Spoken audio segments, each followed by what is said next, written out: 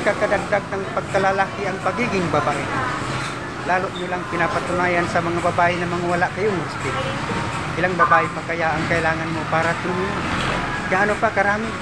Nang magawa ko yun sa pamagitan lamang ng isang babae. Hindi ako perfecto. Minsan na rin akong natukso. Kaya nasayang yung iniingatan ko. Kung kayo papiliin, ano ang pipiliin mo?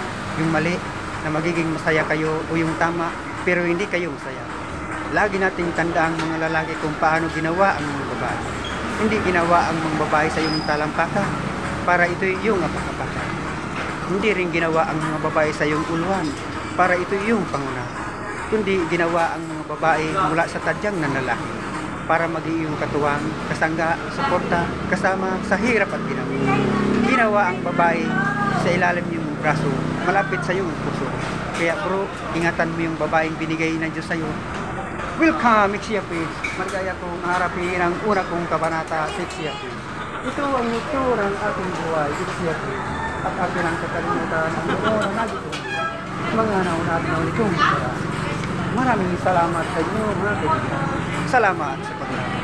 Salamat po sa manghang na panonood at pagtangkilik sa Dalat Secrets.